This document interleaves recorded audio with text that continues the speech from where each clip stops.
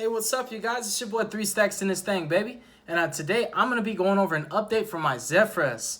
I have not updated this deck for like a month now, and that's pretty long for me. It really hurts me. But I've been doing a lot with a lot of other decks, as you can clearly tell on the channel. There's a wide variety of content that's available. There's pretty much a deck for you on this channel. There's legitimately, I cannot say that there is not going to be a deck that you're going to like, because there's just so many decks that I do, so many decks that I own. But keeping everything up to date can get a little out of hand, and I want to make sure that I keep my babies nice and neat, keep them on point, and make sure that they're always viable. And you know, keep the list on point too. So yeah, I'm gonna showcase you guys the list. You have to, while you're watching this video, you have to watch my other Zephra content. Everything will make sense once you watch that, because a lot of my other profiles have been so in-depth and so perfected that you will get the grand concept of how the deck works and how it's supposed to be played. Because I actually consider myself like nearly a Zephra expert, so I know a lot about the deck and I know its functionalities. But I don't want this deck profile to be so long by explaining everything over and over. Since I've already done that in other profiles, I highly recommend that you type Team Kings of Games and then Zephra, and you'll see all of my Zephra content, and you'll find some amazing stuff, a lot of different builds, and you can see how the deck looked when I first got it to now, and you'll see a huge difference. It's so different, it's crazy. So let's hop into the list. We're going to start off with my Anger Translator, Zefra. This is the best skill in the deck. In fact, this is actually just the best card. And it's like, the end result of it is normally negates, but it's the fact that it can modify itself to be low or high scale, the fact that it loads your extra deck, the fact that every turn you're generating an advantage, and then also, in addition to that, it actually is a combo piece for like 9 different combos, because depending on what Zephra you send from your deck to your extra deck is what's going to facilitate a specific combo. So this is a crazy good combo piece, and it's like the best card in your deck. This, you have to see this every turn. Like, it's so serious. Like, you really have to see Zefra. It's just so amazing. It's a great card. It really is. It's like the best card. It's my Anger Translator. Next up, we have 3 copies of Zephra Neo. Normally, Zephra Neo and Zefra, the end result, they always end up generating a negation. Now, what I love about Zephra Neo is the ability for him to tank with the opponent. This deck can grind and outlast the best decks out there right now. And when I say the best, I mean the top, the tier 1 decks, the tier 0 decks, the best decks of the format. This deck can hang with them and out-resource them easily. And this card is one of the main reasons why. The consistent generation of negations, recovery, searches, play setups, it's just crazy. Like, this card just legitimately does it all. And why Zefra is better than him is because Zefra ends up being him, but also it's a +1 because now you have a skill and you still have the card that searches your whole deck. And it's a 2600 defense. It floats into more cards, which isn't crazy. And it's the best card for your 9 pillars, because you can literally flip a 9 pillars, take a card from your opponent, and then gain a piece of advantage off of this card. So it's really strong, and it's just really, really hard to do with this deck because of a card like this. I think the one downside is that it's just hard once per turn. If this card was not hard once per turn, you'd have easy 6 negate boards. But I've shown a lot of proof that this deck can end on 6 negates. No exaggeration, no lies, no made-up false statements. Like, 6 negates, literally. Like, that, it's better than Triff. It's better than the best Pendulum decks out there. Next up for our one of Zephras, we have one Zephyr Windy, one Zephraxi, and then we have the Satellar Knights. Now, for me, Zephyr Windy minus Zephyr Neo and Zephra, she's the next best Zephra.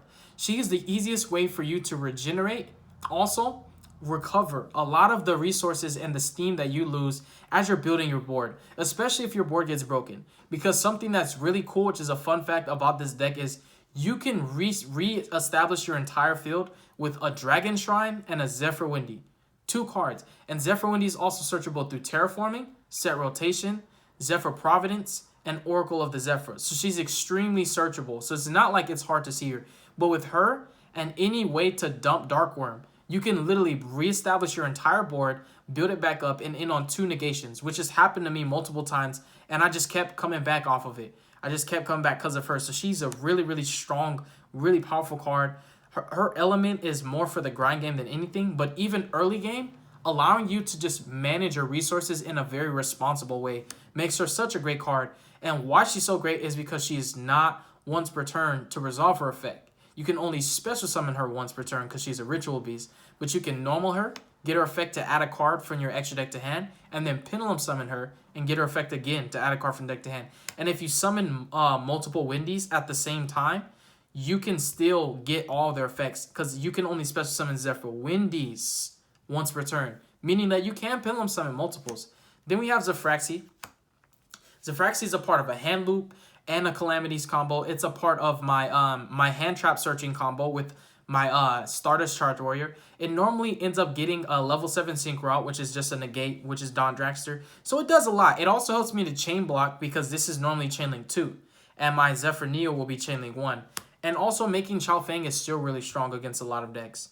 And then we have the Satellar Knights. They're just spot removal. This pops the face up and this face pops a set card. Very simple. They help you going second.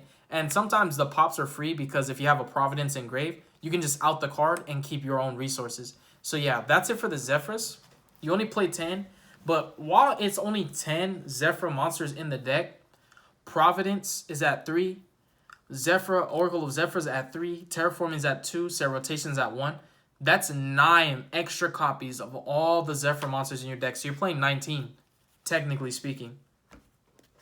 Next up, I've always played the Turbo variant of Zefras. I've never liked the hand trap heavy variant. And I created my own way of playing Zefras when I originally built the deck. I was playing Zefras with an Abyss Actor engine. And then I transitioned to playing a Guiding Ariadne stun build. Then I transitioned to a build that was more focused on Pendulum Magicians with Zephra. I did a lot. You just have to look it up on my channel. But what I've loved the most is the variant that allows you to consistently get out Electrum before you Pendulum summon, and sometimes before you normal summon. So we have triple Chronograph Sorcerer. Did you guys know that before Astrograph got banned, this was always my favorite of the two sorcerers? The way that I used this card was so skillful. I actually normally use it to make Boar Load under pressure. Whenever my Electrum got Ghost Ogred, I would use this to make another Electrum. Also, what I was doing when the Mythical Beast engine first came out in the game, when it first came out, I was using it with Chronograph to legitimately just Cerberus, search out my Jackal, reveal Chronograph, special summon Jackal and Chronograph, normal summon, make Electrum. And you normally just play a spell before that and load your Jackal so that they can't hand trap your Electrum.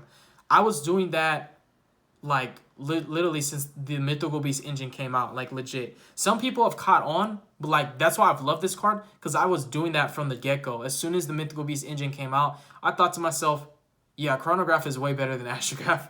I just love it. It's a really good card. You can play under pressure. You can play through disruptions. You can actually come you can come on the top of a lot of games that you would have lost because Chronograph's just busted and it's not once per turn to summon from hand. Then we have triple Mythical Beast Master Service. This card really helps. What's something that's really interesting about Zefras that a lot of people don't understand is this deck does not struggle going second by any stretch of the imagination. It's not a struggle to go second with this deck. And what I also like about Service is it's another element that influences my going second strategy. Because if I want to go second, I can. And that's because a lot of the cards in my deck can break boards and then make one after that, if it makes sense. And Cerberus is just incredible for the spot removal. And also, being able to pump out Electrum going second really helps because he can get you access to a lot of threatening cards.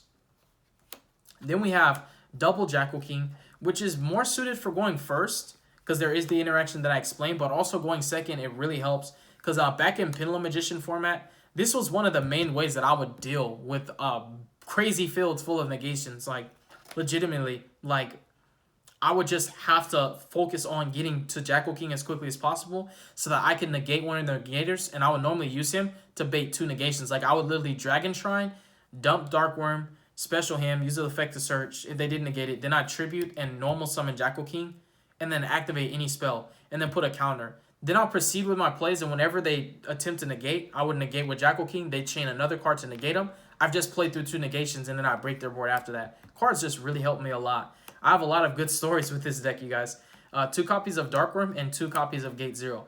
It's correct to play 2. Instead of 3 and 1, it's correct to play 2. It will come up. And no matter how you look at it, whether you have a way to recycle this or not, the second one will come up so many times that if you play one, you'll be mad at yourself and you will regret it. So I just chose 2 and 2. I felt that that was perfect. A lot of times, drawing gate 0 is just great. It's a really good. It's my favorite low scale, and Zephra is my favorite high scale. Next up, we have double purple poison, 1 Odd Eyes Dissolver, 1 Odd Eye Synchron, 1 Time Gazer. So this is my personal spice. Like, I didn't play these in the past. Like, I've always played this because this is just so good. There's a combo you can do with this. It's just too good to not play. But I didn't play these in the past, and then I ended up gravitating towards purple poison because at the time, Anti-Spell was so dominant, and it was a side deck staple because Pendulums were dominating the format. Pendulums were the best deck, and I wanted to have a main deck out to Anti-Spell because I hate losing game 1s. Like, losing before you get a chance to side deck can really suck.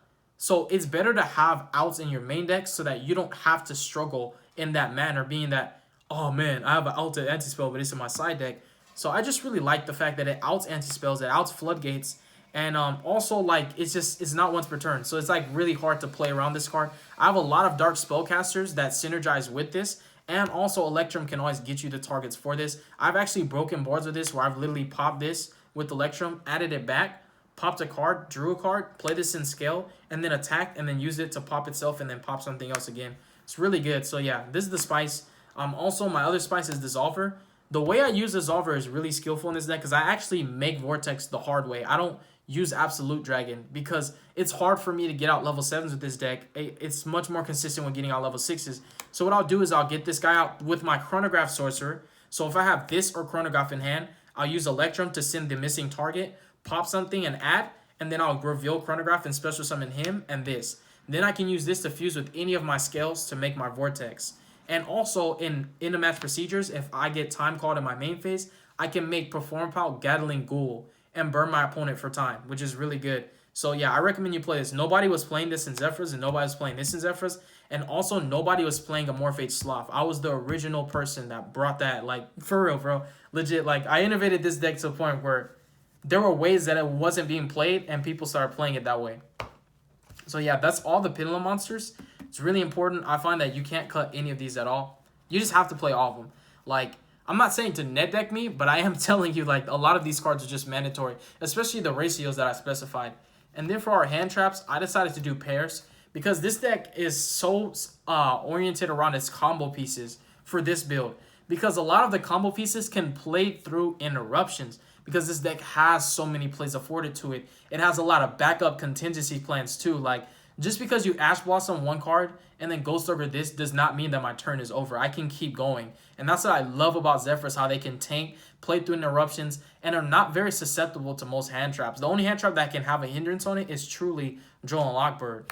So yeah, double Ash and double Droll. I just found that I didn't want to play 3 of any of them because I didn't want to open with too many, and I didn't want to open up 2 of the same with this deck. And also a combo with Stardust Charge Warrior and Oracle of Zephra. And also a combo with any Synchro monster. Plus your Electrum can actually stack any of these hand traps from your deck on top, and then you can draw them, which is really cool. So even though you only play 2, they are searchable. And also Ash Blossom is searchable from Chowfang. And then we have Destrudo, because he's just so good in this deck. He really helps out a lot. There were times when I saw myself being able to go into a Tomahawk play, because I can literally just go into a Meteor Burst and then summon out Gate 0 and go Galaxy Tomahawk, but I just felt that this deck doesn't need to go that route. Now for our spell cards.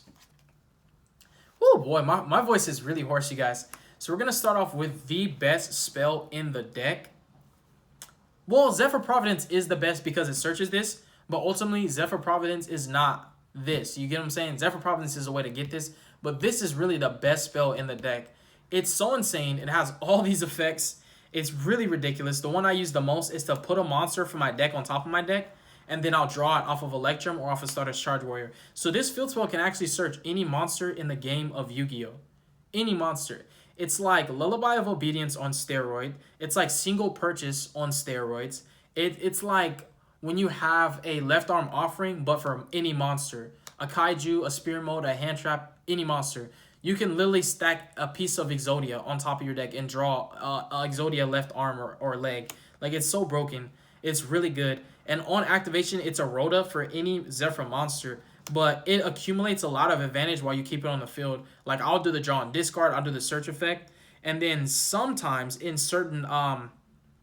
like in certain sequences, you can use the fusion effect, because I actually do use my dissolver to fusion summon. So when you use dissolver in any Pendulum monster to make vortex, if one of the monsters was a Zephra plus the dissolver, you can get the fusion effect, which allows you to special summon one monster from your hand, which is really good because I've did that before to special summon a Morphage Sloth from my hand, because the Morphage Sloth is in my side deck. I don't like to main him because he's only really good going first, but going second he does nothing. So I prefer to side deck my Morphage Sloth. But yeah, it's just too much synergy that this card has. It's so broken. I also play Dragon's Ravine and Sky Iris.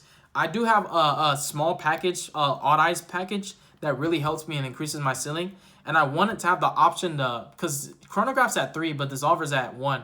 And I wanted to have the option to be able to access my combo pieces more effectively. And I found that this was a way to trigger Chronograph and also search for the Dissolver. So you can literally have this, pop anything that you have, and then search your Dissolver on resolution. You can special Chronograph and the Dissolver that you searched. And then you can make your Vortex that way, or your Gatling Ghoul, which is really cool. So I like it a lot. It really does help you out immensely. And then Dragon's Ravine is another Electrum Turbo card, or it can be a negation. A lot of these cards end on negates. Like this can be a negate, this can be a negate, this is always a negate, because you get Zefras, Zefra gets Zephra Neo, Zephra Neo gets a counter trap, that's a negate. So yeah, really good, really flexible. And then I also play double Optimus Prime and one set rotation. This is just to mitigate for the fact that terraforming is at 2 instead of 3. So I have my third terraforming in the form of a much more flexible quick play spell that can be used as an interactive piece for my opponent's turn, set as a trap. Because like if I'm playing Pran Kids or Sky Strikers or Trick Stars or any deck that uses field spells, I can just give them Oracle of Zephra, which is so busted because they can't activate it. They don't play Zephras. So yeah, I really like it a lot. It helps. So a lot of times I'll use it on not Oracle so that I can give them Oracle. But if I'm playing a deck that doesn't rely on field spells, I'll just give myself Oracle because it doesn't matter what field spell I give them. And then next up, we are going to go ahead and drop our Rhoda. We play 3 Zephyr Providence. The deck is really over-the-top consistent. This deck has a lot more play starters and searchers than any Pendulum archetype actually right now. Magicians don't have as much. Metal Foes don't have as much. Dino Mist, Amorphages, Performa Pals, you know. Think of any Pendulum archetype. It doesn't have Zephra beat and searchability, which is crazy. And Providence adds any Zephra card. So this one card is a negate because you can search a counter trap off of it. And it can banish itself from grave to protect your Zephras from being destroyed. It's broken. Next up, we have triple Dragon Shrine and 1 Foolish Burial. I'm very serious about getting my Dark Worm and my Destrudo. I'm very serious. A lot of my combos are so good when I have Dragon Shrine in my hand. And some combos actually revolve around this card so much that I was actually preemptively already playing my Dragon's Ravine. Like, I was just like, you know what? I just need more ways to get Dark Worm and Destrudo. I already have Terraformings in a set rotation. So now I have 4 ways to dump Dark Worm and Destrudo through normal spells. And then through field spell, I have 1, 2, 3, 4 more ways. So I have 8 ways to dump them. Because the 2 Terraformings in the set rotation and the Ravine can all dump Destrudo and Dark Worm, as well as these other 4. So you have 8 of them, which is really important because getting Dark Worm is so imperative, and getting Destrudo is so imperative, especially going second. So yep, that's all the spells. There's no bad spell in this deck, so it doesn't matter what spell you draw. It's normally going to win you the game. Next up for our trap, something different is I'm actually playing triple Zephra Divine Strike. This trap is godly. It's so broken. It really is. 1 9 Pillars and 1 Zephra War. The reason why I felt Zephra War was still worthy of being played, because if you notice my other lists, I cut it. But the interaction where you're pushing for time and you're playing against Sky Strikers and they go into Hayate and then they try to attack directly, that's where you can chain Zephra War, pop Hayate. I don't care that they're getting out Ray from the grave. What matters is they can only special summon Hayate once per turn, meaning that they're not going to be able to attack directly. That interaction alone was enough for me to put Zephra War back into my deck. And it's literally a Dryden. It's a searchable Dryden. And it pops any card on the field. You can pop back rows. You can play it from your hand, which is broken. And sometimes this is better than the gate because you have interactions where it's like, it's just a problem monster. And it might have a continuous effect that you can't get rid of with a counter trap because it doesn't activate. So you can't negate it and destroy it or shuffle it. So you need war.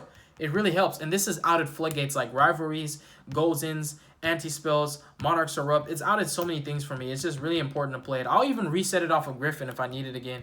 But I find that this and 9 Pillars are the only traps that you should play at 1. Keep it at like 2 or less, but really 1, because they require the most setup. They're easy to set up. None of these traps are hard to set up. You just need a Zephra card for this. And for this one, you just need a Yang Zing, and you have so many ways to get your Yang Zings. And you have to have a Yang Zing on field. It could be in scale, or it could be on the field. So it's pretty easy. But the easiest to set up is Divine Strike, because when you make your Electrum, you've already set up for this. And even if you don't have a Zephra card, like for War, you have to have a Zephra card. Like, period. You can't activate it. For this, you have to have a Yang Zing on the field, like, period. A Yang Zing card. But with this, you can open up with a Dragon Shrine and a Chronograph. Make Electrum and legitimately send a Zephra to your extra deck, and this is live. So it's the easiest to set up. It's never going to brick. I've never bricked on it, because no matter what, if I have no Zephra cards, I can make Electrum and just send. And then also keep in mind that drawing this is insane, because now that's a free negate, and then you could search another one, because none of these are ones per turn except for Zephra War. So yeah, I play 5 because it's just so busted. It comes up in the grind, and you need them. Like, I have so much experience playing this deck, and this comes up a lot. And Zephra Divine Strike comes up so much that I will literally burn through all 3 and then set another one off of Griffin. Like, it happens. This deck's job is just to pump out negates, boss monsters, control every aspect of the game, and attack you for game. Now our extra deck is going to be Electromite, Alistair, because I don't have Land Fornicus. I just don't have it. I'm sorry, guys. And then Zephra Metaltron and Griffin. Griffin's just so busted. It's so OP. It's really easy to make too. But the cool thing with the Metaltron is actually that he can add your Electrum from your graveyard back to your extra deck. So I have legitimately used Metaltron to recycle my Electrum. But something else I want people to know that are playing Zephras out there is that Zephras never once needed Electrum a day in their lifetime. This is icing on the cake. You don't need this to win. I'm not lying to you, for reals. There's a point in time where I didn't even play Electrum, like for real. And then we have Chao Feng, Gothams, and Cloud Castle for your level 9 synchros. This is part of the hand loop combo where you can rip 2 cards out of your opponent's hand, or you can bring this back after you resolve it and make True King of all Chlamydia and win the duel. Then you have Chao Feng. He can floodgate earth monsters from activating their effects, which helps against Gokis. And depending on what archetypes that come out that are predominantly earth, it'll help against those too. But what's more important is whenever he gets destroyed, he searches for a tuner, which can be Ash Blossom or Destrudo or Perform Pulse Synchron. And then also, whenever a monster gets destroyed on your opponent's side of the field, you can special 1 worm-type monster from your deck whose attribute matches it. So if you ever kill an earth, you can special Zefraxi or Zephra Neo from your deck. Then we have Don Dragster for going first, Black Rose for going second, and then we have Stardust Charge Warrior, which is a new MVP that I've played in the past but tested with it. And this used to be Borreload Dragon. It used to be Borreload, but I ended up cutting Borreload and putting it into one of my other decks because I was finding more and more that this deck doesn't even need Borreload. I don't know why. It just it's so crazy, but this deck is just too broken, bro. It really is. So I cut Borreload for Stardust Charge Warrior so that I can be able to search my Kaijus, my Spirit Mode, my hand traps, anything. Because you synchro with the Zephra, so your field spell puts a monster on top, and then you draw it. This is how you used to just grab your 1 Max C back in the day. True King of all Chlamydia, because it's so easy to make. It's so easy. You have literally 8 ways to dump your Dark Worm into Destrudo. You have like 13 ways to get this Zefrath and Zefraxi. So yeah, it's just too easy to make. Then we have Photon Strike Bouncer. A lot of combo sequences where I do the Stardust Charge Warrior combo, I have Zephra Neo. So I'll legitimately just search off of Zephra Neo, and then after I do my combo and search a hand trap, so I'll get a counter trap and a hand trap. That's 2 negates. Then I'll overlay Zephra Neo and this into Photon Strike Bouncer. That's 3 negates. And then I can draw a card and then discard a card, which is really cool if I have the field spell. And then we have Naruto, and this helps for time too. And Naruto is just so easy to make, you guys. You have level 6 spellcasters in abundance. And then we have my 2 fusions that I make off of Dissolver, because it's that serious. He's just broken, you guys. He really is. And that's the deck profile. I'm not showing my side deck this time. I can't. It's the spice. I don't want to share my sauce this time. I don't want to. I'm sorry, guys. Please forgive me. But I hope you enjoyed this Zephra deck profile. I love this deck so much. This is the deck that got me my invite for this season and last season. So nationals that I went to last year or earlier this year in June, I went because of this deck and I took this deck. And also the reason why I'm going to nationals again next year is because of this deck. So as you can imagine, when I say the deck is good, I'm not lying because I have proven that it is through my results at YCSs and regionals. It's a great deck. And I recommend if you want to play any Pendulum deck, this should be the only one on your mind. So thank you guys again. God bless you. Make good choices. Don't hurt your brain cells. Stay tuned for future content. Don't do drugs and don't join a gang. And I mean it. Peace.